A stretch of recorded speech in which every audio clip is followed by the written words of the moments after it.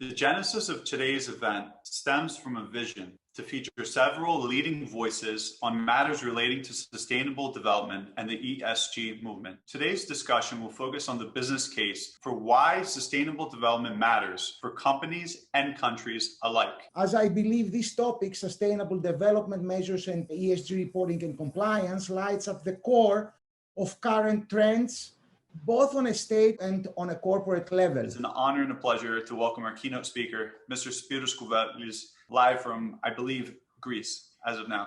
Everyone is talking about the SDGs these days. Everybody's talking about sustainable development. I have to say that from my experience, a lot of people are talking about, much fewer people know the ins and outs and the details of how this happens. The second very important dimension that everybody is talking about in Europe is the famous European Green Deal. What is the European Green Deal? It's the process that the European Union has agreed upon to become the global leader on issues related to sustainable development and sustainable investment, including not only the decarbonization of the economy, but also things related to circular economy, to the blue economy. Greece, historically and throughout its geological formation, has very special characteristics regarding its natural capital, its civilization, and of course, the geopolitical conditions that throughout time have shaped what Greece is. The paradigm shift is the top of this pyramid. And in order to reach that point, you have to go through all of these very, very difficult steps. So you have to check the parameters, make sure that materials, stocks, and flows are controlled. You regulate negative feedback, you regulate positive feedback, information flows, system rules, self-regulation, systems goals, and then, and only then, you can talk about the paradigm shift. In May 2021,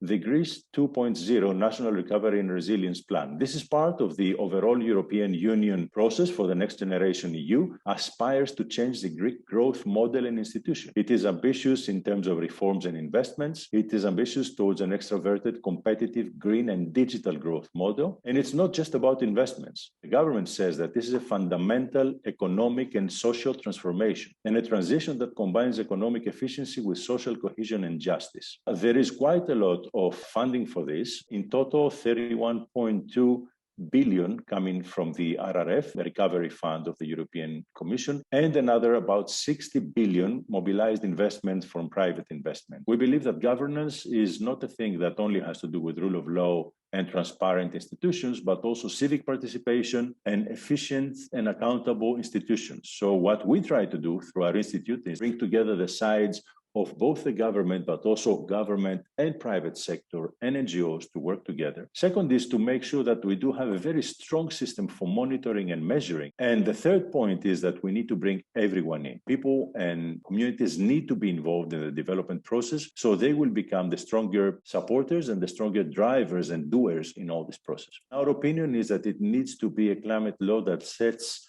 a platform on which all the changes that will emerge in Greece from climate change need to be addressed now. One more challenge is the importance of the natural capital of Greece. This is a picture from the island of Kameni in Santorini. Can you see this? Like thousands of tourists, like ants walking in that place every day. That does have an impact. We have a very big discussion in Greece, and we participate as a facilitator, as an honest broker, in a discussion between those that support renewable energy and those that oppose them. We think that we need to find and put in place the right types of rules and agreements so that this can be developed without harming the most important parts of nature conservation in Greece. All of these things are very important, and they all come down to one bit, which is the ESG. We think that every type of investment that needs to happen in Greece needs to be able to get the green light from ESG impact investment assessment. And this is why our institute, in collaboration with a number of partners, has developed this methodology, which is called Their Impact. It is one of the most advanced methodologies, I would say, in the world now, including applications of artificial intelligence and machine learning. We have done a study of, I think, around 15 of the biggest Greek companies and collected information from their sustainability reports to see how they would really put up with a proper ESG assessment. And I'm not happy to say that for the time being, they don't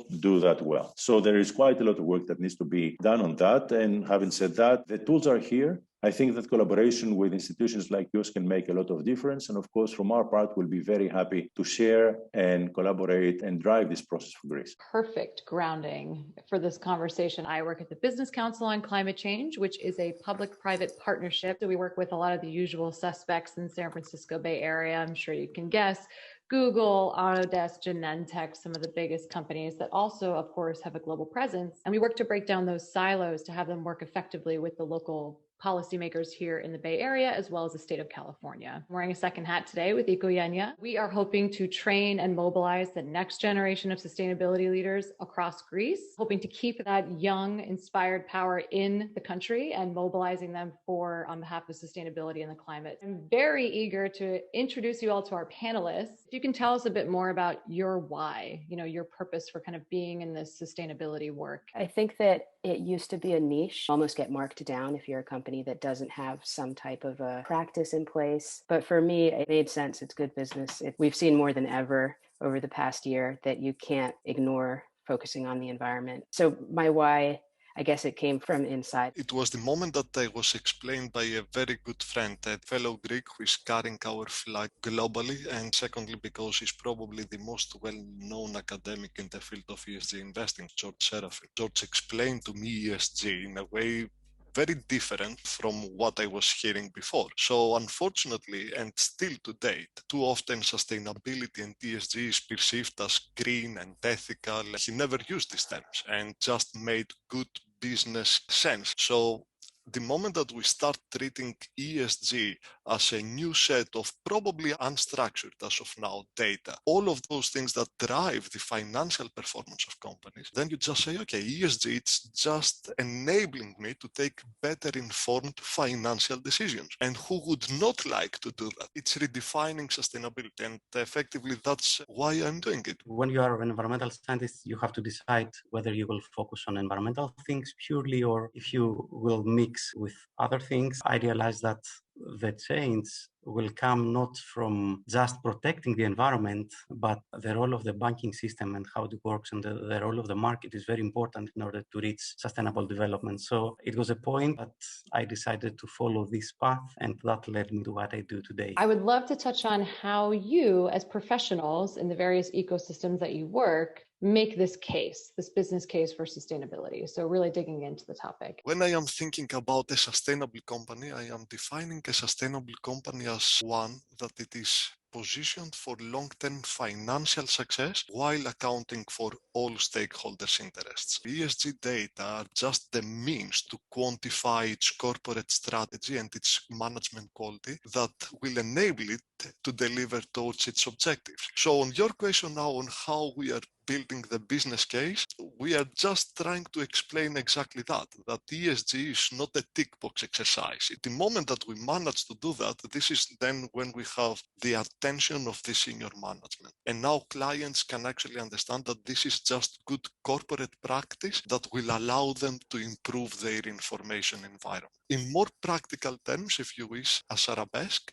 we are a group of 3 different companies. At the very core, we have asset management. So this is where we are providing investors with investment products. We have an arm that we are calling the S-Ray, and this arm is effectively our sustainability research hub, where we are summarizing data from companies and we are assessing their sustainability performance. And then we have an artificial intelligence research arm that does quite a lot of the investment product construction for us. The business case for sustainability is quite a mix of many different parameters for a company. From the one side, I think we have the regulation that is pushing from more and more sustainable practices. We have regulations for many aspects, from environmental aspects, social aspects, governance practices that should be implemented. Especially in Europe, we have a directive that is asking for big companies to issue an ESG or sustainability report, which we also call it non-financial report, and to disclose information about how they do in terms of sustainability and disclose their performance. There is also a huge trend in the market. You can't really operate nowadays if you don't manage well those issues. So it is a necessity that comes from the market trends. If you see your competitors being advanced on those practices, you have to follow, right? And we know that some of the biggest companies right now in the world, in the States and also in Greece, are also leading this discussion towards ESG performance. And of course, we have consumers that become more and more aware. They ask from companies to do well by doing good. It is more and more clear that there is a strong business case for companies to advance their sustainability performance. For our business, we have investors who invest in our fund because they are looking to make an impact. and they are looking for companies within our portfolio that focus on sustainability in one way or another. And so every day when we're raising the fund, we're speaking to different investors about what our companies do and how they're making an impact. There's also the companies that we're working with who are either specifically focused on sustainability or who can focus on it in one way or another. And we go in so early to these companies, we call it the first 2 years of vulnerability, where it may be just 2 founders and they haven't built out a team yet, or they're 6 people and they grow pretty fast. So by the end of those 2 years, where they may be raising a new round of finance that we would bow out of, they may be 50 people at that point. But we can work with them because we're at that early stage on how to grow a sustainable business. So not only with what their business is, but with the company that they're about to create and how to focus on it in that way. There's some low-hanging fruit that you don't know that you can think about if you help someone define or show them how you can focus more on sustainability. Then that makes it less niche-y, and you can record it, and then you hold yourself accountable for it, and then others see that, and then things move forward. I would love for you to speak to, in your opinion, from the sectors that you work in and from what you've seen in your work, what role and what impact can the private sector have? And also, speaking, since we're all invested in Greece, how can the private sector perhaps really help Greece make progress in this way? There is a great focus on sustainable development right now in Greece and green investments. And I think that this will lead to a big change in the next assessments during next years. It's very interesting to see that the majority of the stimulus package will be directed to green investments to support the advancements of sustainable development goals. The role of the private sector is really, really important. Government, of course, should not do everything and will not do everything for advancing sustainable development goals and sustainability. It is really important to see the bigger companies to contribute to the advancement of sustainable development in Greece. Right now, it is a great momentum in Greece because we are going to have a really high growth of GDP during next years. We expect a 4-point-something up to 5% growth of GDP, which Greece hasn't seen since financial crisis. But it's also a good momentum in terms of sustainability, things happening, and investing towards a green direction will be really helpful for Greece. For the private sector, as long as the incentives and the business case are there to address SDGs, then the private sector will come. Then, because it is an agile sector, it can drive innovation, then we are actually going to have real solutions. But it is important to focus on the incentives and the business case. Contributing towards the SDGs should not be just a philanthropic activity. The financial return is there. I am pretty sure that your investors are trusting you, not because only they want to have an impact, they want to have an equal, if not better, financial return that they would have with a more conventional investment, while at the same time having an impact with the definition of impact as we tend to define it. And that's something that it is our job to communicate, that the one is not coming at the expense of the other. If anything, the two go hand in hand. You could just speak a bit to what you see as the challenges for Greece or for businesses operating in Greece, however you want to kind of choose to answer the question, to adapt sustainable development principles into their work. One of the challenges was and is now changing the mindset in Greece, where it was, if it's not broken, don't fix it, instead of this can be 10 times better or 100 times better. That mindset is very quickly changing, and there's a lot more openness to change. And that's because of the way the world is moving and because of the desire from a customer base, as much as new technology that is just out there that has proven to be successful and better for optimization or efficiency, and also sustainability. With Ecogenia, we've done some focus groups with young people in Greece between 18 and 25, and they've really identified that they are very, very eager to be a part of the solution for the climate crisis and the various crises, honestly, facing Greece, and they want to plug in and be a part of that solution, but they're not quite sure how to plug in, right? And it's challenging to see the opportunities, and we're trying to create this culture and this mind shift change of kind of doers and feeling like they can be activated for change in that way. What, in your opinion, is kind of the biggest opportunity for businesses in getting started with sustainable development, and anecdotal examples of how they can get started if they haven't yet? A starting point can be a materiality analysis, which is an analysis according with international standards of your company's most material sustainable development issues. What are your impacts towards the society and how you are being impacted from recent trends On the other hand, this is the concept of double materiality, how the company influences and how the company is being influenced. So ESG reporting is also a very necessary step for companies in order to be successful. Developing a sustainability strategy is an ultimate goal in order to be able to present a more advanced performance towards this direction. We had one institutional investor that came in and had us level up even higher and said, can you please look through your whole entire portfolio of 35 companies at the time and speak to each one of the SDG components, 1 through 10, and say how each of the companies is focusing on one of these things or all of these things, or if they're not. And so we had to do sort of a whole entire point there. And it really did level us up even more so. I mean, we say we invest in sustainability and we focus on mission-driven founders, but this put it on paper and helped us move forward in a even more informative way, and I think meaningful way too. From our analysis and approach, there is one very important point to take into account when you're talking about ESG and the SDGs implementation. This is a system that does not really allow itself to piecemeal approach. If you say that you are doing very well at 60% of the SDGs or the sub-targets and all that, this doesn't mean that you're sustainable. It means that you're sustainable in some aspects, but overall,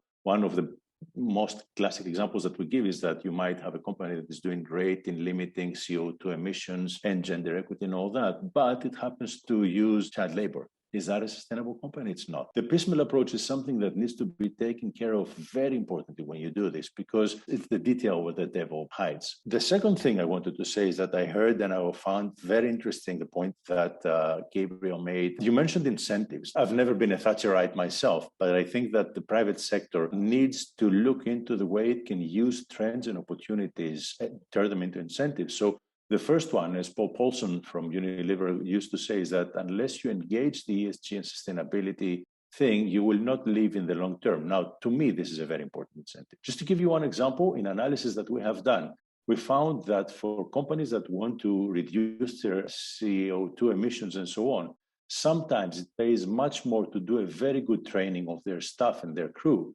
rather than investing in new machinery. Because the emissions and wastage of energy that you get from misusing the existing machinery is much higher in impact than it is. And finally, I want to come again to the point of the importance of institutional establishment. So you create a level playing field, because some will measure properly the ESG, some others will just do what we call a greenwashing. And that is a very important problem. And this is where I think that the regulators need to step in. I wanted to thank the panelists. Thank you for this panel discussion. Excited for more of these discussions, excited to help motivate and inspire and collaborate across all of our work so that we can continue to do this work together.